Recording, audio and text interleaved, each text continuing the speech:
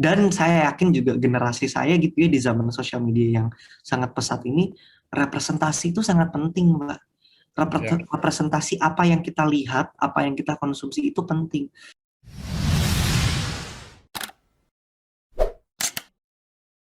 Dan menjadi brand ambassador itu kan tidak mudah ya, karena harus menyampaikan value-value atau nilai dari brand tersebut Hmm. tanpa menghilangkan karakter asli dari sang brand ambassador kan ya. Benar, Jadi itu juga yang saya syukurin banget Pak dari Cleo. Saya makasih banget Pak Hermanto bisa bisa percaya sama saya gitu ya untuk akhirnya jadi brand ambassador Cleo, karena Cleo enak banget Pak diajak kerjasamanya Pak. oh ya. Iya, karena saya mau bikin film misalnya, atau saya mau bikin charity, atau Ya, saya mau bikin musik, maksudnya Cleo akan selalu ada di situ gitu untuk mendukung saya dan persona dan karakter saya pribadi sebagai seorang brand ambassador. Bukan cuma kayak ya udah karena kamu brand ambassadornya Cleo kamu harus selalu melakukan apa yang kamu minta, ya nggak gitu gitu konsepnya loh Pak. Tapi sama-sama saling, bahkan di kegiatan photoshoot aja waktu itu kayaknya juga ngobrolin pose, baju, maksudnya kita semua harus sama-sama ketemu di tengah supaya autentisitinya Iqbal juga nggak hilang, ya toh. yes. Jadi begitu si audiens ngeliat tuh juga nggak, apa namanya, oh ini mah iklan, nggak gitu gitu loh, tapi emang kayak Betul, wah apa betul. nih, Saya Bang, apa nih gitu. saya tahu tuh waktu Melisa memilih Iqbal kan juga, wah ini kelihatannya ini cocok sekali nih chemistry-nya dengan Cleo gitu. Jadi Saya jadi bawel nggak juga kalau hanya lama. ya. Jadi memang chemistry juga sangat penting ya antara brand Sangat, ambassador dengan produknya itu tadi ya. ya, sangat penting sekali Pak, sangat penting. Iya. Nah, tapi sekarang ya, Iqbal, ada beberapa produk, terutama produk-produk beauty gitu ya. Hmm, Itu banyak sekali memilih artis luar negeri untuk menjadi brand ambasadornya. hmm, Nah, ini menurut Iqbal gimana ini? Indonesia kan banyak sekali nih, maksudnya aktor artis yang berbakat gitu ya dalam advertisement ya. atau kenapa kok mesti harus dari luar negeri? Nah, ini fenomena ini bagaimana ya pendapat dari Iqbal ya? Saya jujur saya kurang tahu kalau misalnya ada brand-brand kosmetik yang akhirnya menggunakan orang luar gitu ya untuk menjadi brand ambassador. Karena untuk sebuah brand self care dan ada kosmetiknya juga yang sekarang sedang bekerja sama saya, setahu saya memang juga menggunakan model-model Indonesia, dan bahkan model Indonesianya juga bukan hanya model-model dengan cantik yang masuk ke dalam Western beauty standards sebelumnya, misalnya seperti kurus, seperti putih, seperti langsing, seperti tinggi. Ya, Itu kan beauty standard yang akhirnya kita adopsi dari barat gitu kan. ya, Cantik itu harus putih loh, cantik itu harus langsing loh, cantik itu harus tinggi. Nah, si brand ini kalau saya melihatnya justru sekarang lebih inklusif, jadi bisa bisa bekerja sama-sama model-model yang mungkin lebih gemuk, sama ya, model-model yang mungkin kulitnya lebih hitam, lebih sawo matang, rambutnya lebih ya, keriting. Jadi si beauty, si apa namanya, standar kecantikannya itu yang akhirnya di apa namanya dirombak, kalau sebenarnya cantik itu tuh datangnya dari sini. Jadi bukan cuma yang ada di sini, bukan karena, ya, ya, ya kan, bukan karena kita nggak putih kita nggak cantik. Dan buat saya, dan saya yakin juga generasi saya gitu ya di zaman sosial media yang sangat pesat ini, representasi itu sangat penting Mbak. ya, Representasi apa yang kita lihat, apa yang kita konsumsi itu penting. Saya inget banget dulu nonton Rush Hour pas masih kecil, saya cuma ngelihat Jackie Chan gitu loh Pak. ya, Maksudnya saya bukan Chinese, tapi saya ya, ngelihat ada Asian face gitu ya kasarnya ya, di dalam sebuah film Hollywood. Itu bikin saya kayak wow, bisa ya berarti orang yang mukanya seperti saya ini juga main film seperti itu. Nah, ya, sekarang ya, bayangin gitu, kalau misalnya semua industri entertainment gitu ya, atau fashion dan kosmetik dan lain-lain juga berani melakukan hal tersebut, yang menjadikan modelnya orang-orang yang kulitnya sawo matang, yang gelap, yang rambutnya mungkin nggak lurus. Jadi buat anak-anak seumuran saya yang punya fitur badan seperti itu gitu, kan jadi yakin gitu loh Pak sama ya. dirinya. Kalau oh bisa ya, nggak harus yang kayak gitu-gitu terus gitu. Dan itu saya juga ngelihat langsung gitu, itu terjadi di dunia film Pak. Itu tuh Ya, sesuatu yang ini banget gitu, nggak muluk-muluk harus harus ya. dari bule atau luar. Makanya saya nggak ngerti nih kalau misalnya masih ada brand kosmetik. Ya mungkin mereka punya alasannya ya, tapi saya juga saya nggak tahu pasti sih kenapa Ini akhirnya karena di masa pandemi ini hmm, itu kan drakor itu sangat terkenal ya. Drakor itu hmm, hampir dilihat oleh majority orang-orang Indonesia ya. Nah, ya di dalam drakor itu kan ada aktor, ada aktris yang akhirnya dipakai itu sama hmm, perusahaan-perusahaan di Indonesia ya karena mungkin mereka merasa wow ini kan keren sekali eh, dari Korea gitu ya. Korea ini memang menurut saya juga fenomenal ya dalam masa pandemi ini film-film drakornya ini kan jadi sangat sangat apa ya sangat booming ya ya dan itu akhirnya membuat orang-orang Indonesia ini suka dengan produk-produk dari Korea, makanan-makanan Korea. Terus kalau mau tur juga inginnya ke Korea. Nah, ini kekuatan sebuah film. ya Bagaimana film itu tadi akhirnya bisa membawa demikian banyak nilai-nilai positif yang bisa diberikan untuk sebuah negara ya. Ini ya Korea ini sangat sangat beruntung sekali atau bukan beruntung ya. Maksudnya sangat mendapatkan impact yang luar biasa karena kesuksesan film drakor mereka ya. ya. Bahkan kalau saya ngelihatnya Pak, Korea itu sudah berhasil masuk dan mempengaruhi semua indera kita sebagai orang Indonesia. Ya, Mata, kita sekarang punya drakor, Pak. Telinga, kita punya K-pop. Ya kan? Hidung ya, sama mulut, kita punya makanan Korea sekarang di Jakarta Selatan kayak apa, Pak? iya, iya, Tteokbokki, bulgogi, Korea iya, barbecue, wah udah banyak banget di Jakarta. Bahkan iya, sampai ke indera gerak kita, Pak. Anak-anak kecil zaman sekarang udah main-mainannya Squid Game kan, iya, yang iya, yang jalan terus si mata belakang itu bahkan Korea sudah berhasil memasukkan permainan masa kecil mereka ke anak-anak di Indonesia gitu. Dan buat iya, saya itu gila, itu sesuatu yang buat saya gila bang, sesuatu yang luar biasa gitu bagaimana strategi mereka dari tadinya sebuah negara gitu ya yang hampir bangkrut lalu mereka bikin si K-pop ini iya, lalu iya, sampai ke dramanya sekarang ini bisa menjadi suatu kiblat kali ya semua yang sekarang lihat kok kayak apa mungkin dari sisi apa namanya plan bisnis juga gitu ya mungkin sampai ke Korea sekarang jualannya udah box set, iya, photocard, betul. semuanya tuh udah ke Korea gitu Nah, semuanya dibikin eksklusif.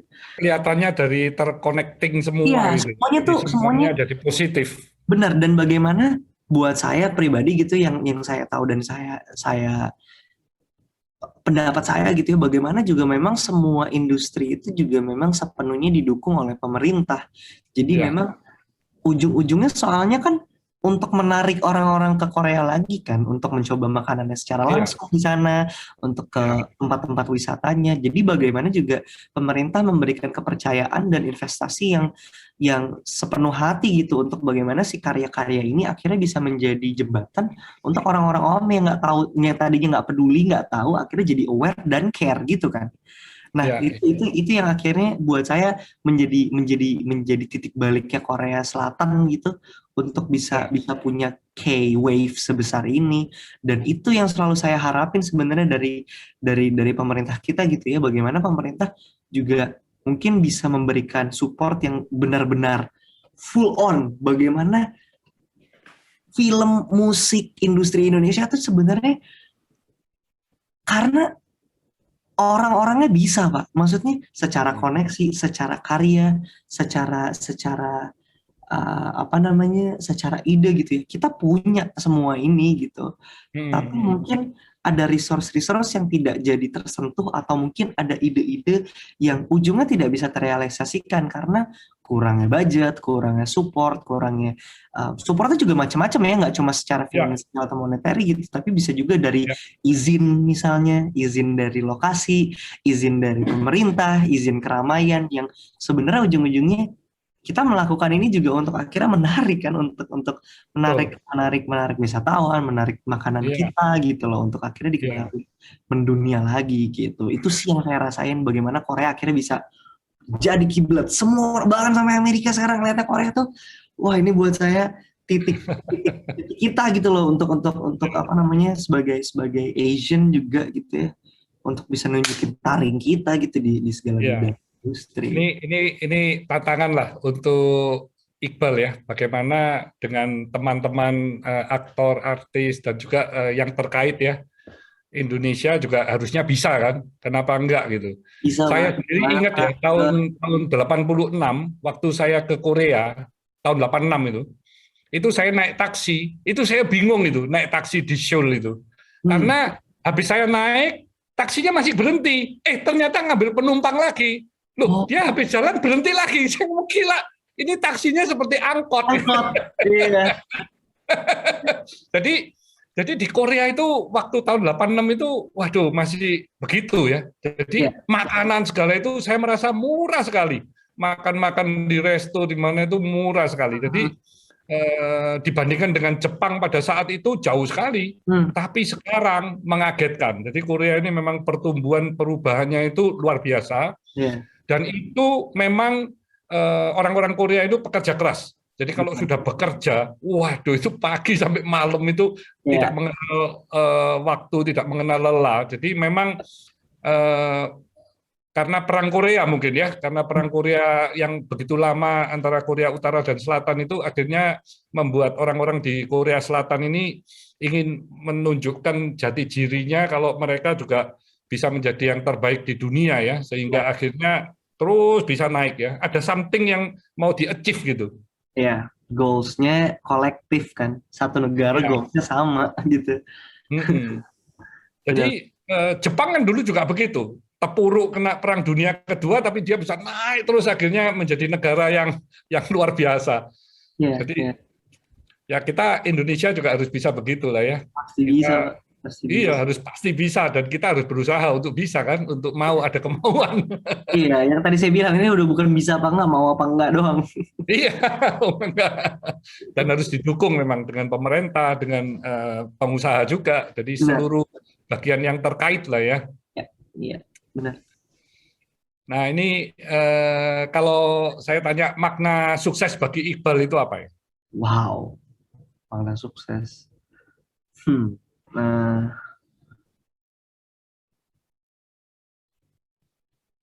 kayaknya yang penting kalau dari saya merasa cukup aja sih, Pak. Saya merasa cukup dan puas sama apa yang Oke, udah saya kerjain gitu. Saya orangnya gitu soalnya begitu mau melakukan sesuatu, bikin film gitu misalnya, ya udah saya berusaha serius di situ, terus udah do the habis itu best Pak. gitu ya. Iya, habis itu udah lupain berusaha untuk nggak nyesel. Jadi pas nonton lagi nggak yang kayak harusnya gue gini, harusnya gue gitu. Ya udah nggak ingat aja kalau setahun yang lalu pas syuting itu that's the best yang saya bisa lakuin. Dan buat saya itu udah cukup gitu buat saya. Nggak perlu menang penghargaan atau validasi dari orang lain kalau kayak atau bahkan jumlah penonton gitu buat saya surprisingly gitu. Ya, Karena semua itu kan apa ya? Itu semua outer ya, itu kan semua datangnya dari luar. Kalau buat saya yang penting sayanya aja tenang, happy, film saya disukain gitu ya sama diri saya sendiri, syukur-syukur disukain sama banyak orang juga, udah ya, ya. cukup ya gitu sih. Oke, luar biasa. Jadi memang orang yang paling penting akhirnya ya bagaimana bisa hidup dengan bahagia dan bermakna bagi banyak orang ya. Ya, ya, yang penting Kalau konten sama diri sendiri Pak. yes. Nah, kalau impian Iqbal apa nih? Impian saya sebenarnya pengen banget Pak, kalau di dunia film gitu ya, saya pengen banget jadi orang di belakang layar, entah itu jadi Oh, produser, entah itu jadi director, atau bahkan mungkin jadi investor begitu ya suatu hari, dimana oke. saya pengen juga kasih kesempatan, sorry, saya juga pengen kasih kesempatan untuk anak-anak seumuran saya waktu itu ya, maksudnya yang lebih kecil dari saya, karena saya ngerasain betul saya udah ada di industri ini dari saya umur 10 tahun, dan bagaimana proses saya sampai sekarang di umur 21 sampai ada di titik ini, itu tuh sebuah jalan yang saya pilih dan nggak pernah gampang gitu. Bagaimana Ya, apa namanya, banyak sekali yang harus dikorbankan kan, waktu main, ya, pertemanan, persahabatan, sekolah, jam tidur itu kan sesuatu yang tadinya menjadi sebuah variabel primer untuk anak-anak di masa pertumbuhan seperti saya kan. Tapi Ya, ketika anak-anak sedang menghibur dirinya masing-masing, saya sedang menghibur mereka gitu di depan layar atau di depan panggung.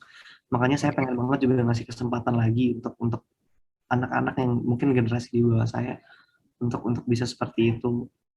Terus kalau misalnya di dunia musik sama, saya tetap pengen bikin musik. Terserah orang suka apa enggak, yang penting saya jujur tetap bikin musik dari diri saya sendiri gitu ya, atau mungkin produserin orang. Dan mimpi pribadi lagi yang di luar pekerjaan, saya pengen banget punya sebuah yayasan gitu sih Pak, sebuah foundation untuk buat anak-anak yang emang punya mimpi, punya keinginan untuk sekolah gitu ya, mungkin nanti bisa dibantu untuk menemukan bakat dan minatnya, atau bahkan mungkin juga bisa diberikan beasiswa untuk sekolah di tempat yang mereka mau, asal mereka emang mau ya. Karena saya paling nggak pengen memaksakan kehendak seorang anak gitu. Maksudnya saya belajar banget dari beberapa beberapa experience kalau kayak iya lu dengerin aja orang tua lo kan pasti pengen yang terbaik buat lo. Betul, betul banget, orang tua pasti selalu ingin yang terbaik, tapi apa ya, yang terbaik menurut orang tua belum tentu yang terbaik emang buat diri si anak itu sendiri gitu. Orang tuanya pengen nih anak sekolah di Harvard, tapi belum tentu anaknya pengen sekolah di sana. Siapa tahu di UI aja dia udah bahagia banget masuk UI gitu loh, ya, udah ya. menurut UI dia udah cukup, dia goalsnya bukan Harvard. Nah itu yang pengen saya lakukan gitu, bahwa mewujudkan mimpi si anak-anak tersebut, bukan cuma mimpi saya, bukan mimpi orang tuanya gitu. Wah, itu sungguh sangat mulia sekali gitu ya. Semoga itu nanti suatu hari kesampaian. Selagi Oh saya ya, pasti bisa, Iqbal. Iqbal masih demikian muda ya, tapi cita-citanya luar biasa, sangat mulia sekali ya. amin. Iqbal nggak ada ini keinginan juga untuk membuat drakor apa bukan drakor apa film-film pendek seperti drama-drama yang Indonesian version gitu. So far belum sih. Saya masih fokus untuk mencoba banyak banget karakter, Pak. Ini sekarang saya main filmnya jadi maling, jadi pencuri. Saya Oke. kemarin kan Dilan maksudnya udah cukup romance gitu ya, Ya, drama-drama. Itu kan kayak drakor Indonesia mungkin, kayak ya, ya, drama-drama percintaan remaja di tahun 90-an, kayak Reply 1988 kalau nggak salah, itu kan maksudnya juga sebuah sebuah series yang apa namanya periodik gitu ya, mundur ya. tahunnya. Saya sekarang lagi fokus untuk menggali skill dan ciri khas saya sebagai aktor gitu, makanya saya berusaha untuk mengambil karakter yang unik-unik, yang aneh-aneh sebanyak mungkin gitu, di luar dari zona nyaman saya, untuk benar-benar mengeluarkan segala potensi yang saya punya, atau mungkin saya nggak tahu saya punya. Oke, luar biasa. Saya sendiri eh, usia 57 tahun itu Hmm. baru punya yayasan ya. Jadi Hmm. saat ini kami lagi membangun satu sekolah SMK, nanti akan merekrut anak-anak yatim piatu dari seluruh Indonesia, ada asramanya juga, ya. Jadi Hmm. mereka kami akan didik menjadi wirausaha. Jadi 50% dididik akademis, 50%-nya saya akan minta para pengusaha untuk menjadi dosen tamu. Jadi kasih pengalaman, kasih Ya, sharing, supaya begitu mereka 3 tahun lulus dari sekolah SMK Tanoko itu, mereka sudah bisa berwirausaha, ya. benar, Jadi benar. itu kalau memang sekolah satu bisa sukses, bisa berhasil dioperasikan dengan baik, kan Ya, akhirnya bisa jadi kedua, terus keempat, ke ya, 10, ke 20, dan benar, seterusnya ya, karena banyak daerah-daerah yang membutuhkan pastinya ya. benar. Jadi kalau Dilan tadi masih usia 21-an sudah memikirkan yayasan itu sungguh sangat luar biasa. Terima Tepuk tangan kasih. untuk Dilan. Atau untuk Iqbal, sorry. Saya kadang-kadang antara Iqbal sama Dilan masih kecampur. Iya, tapi saya setuju sih Pak dengan bagaimana maksudnya 50% akademis dan 50% itu, karena at the end of the day memang banyak sekali hal-hal yang tidak diajarkan dari sekolah ya.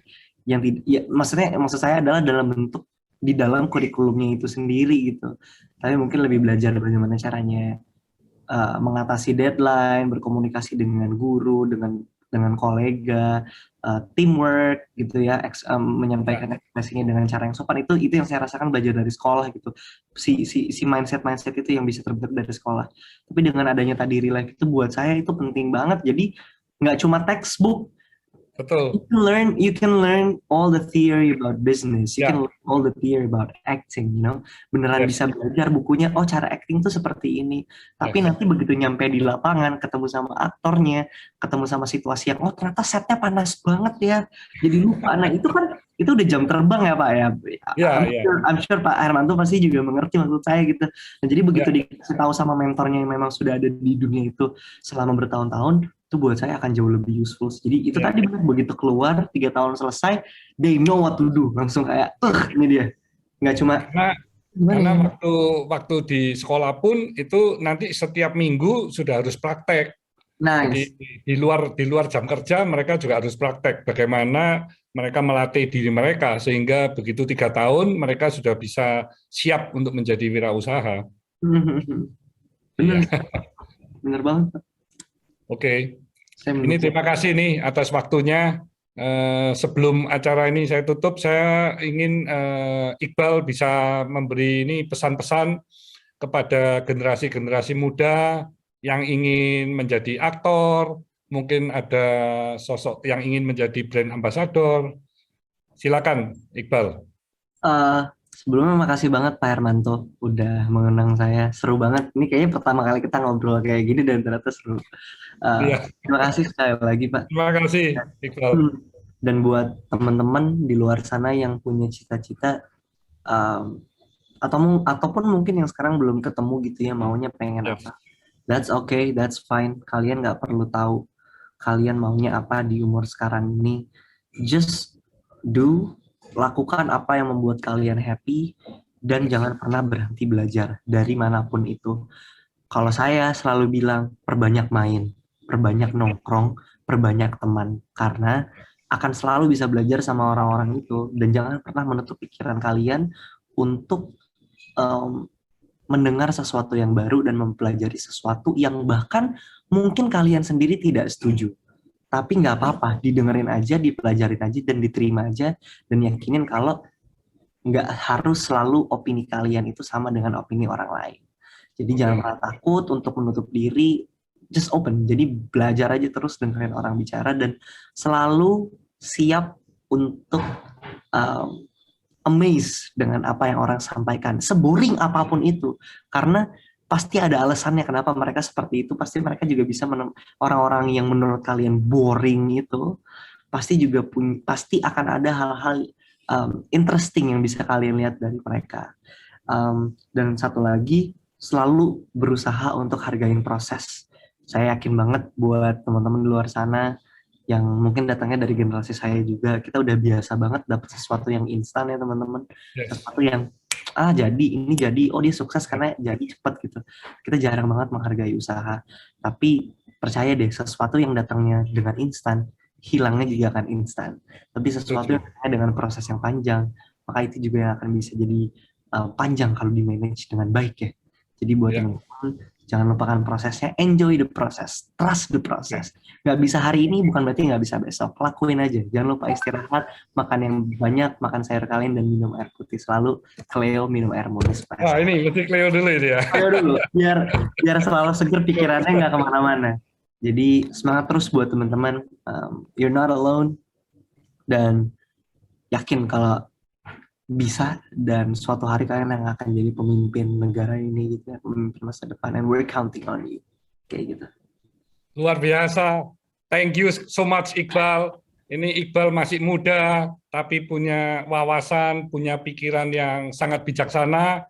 Ini Sobat Sukses, itu dengerin tuh ya yang Iqbal omong. Jadi memang anak-anak saat ini yang generasi Z, juga generasi Alpha, kalau memang punya hobi, punya sesuatu yang ingin dicapai, itu harus terus diasah ya, harus terus diasah sampai bisa menjadi expert, dan perbanyak working, perbanyak wawasan, perluas wawasan, sehingga you akan bisa meraih apa yang you cita-citakan. Tapi memang sesuai dengan yang Iqbal tadi pesan ya, tidak ada sesuatu proses yang instan, tapi you harus melalui masalah, diatasin, sehingga you terus naik level, ada masalah, dinaikin. Karena you semakin tinggi, masalahnya semakin besar, kalau bisa diatasin, akan naik lagi another next level, sampai you bisa menjadi orang yang memang bisa bermakna, bisa menjadi berguna bagi banyak orang, bagi seluruh masyarakat ya. Jadi itu yang akan bisa menjadi kebanggaan dari orang tua dan juga keluarga dan juga kita semua ya. Thank you so much.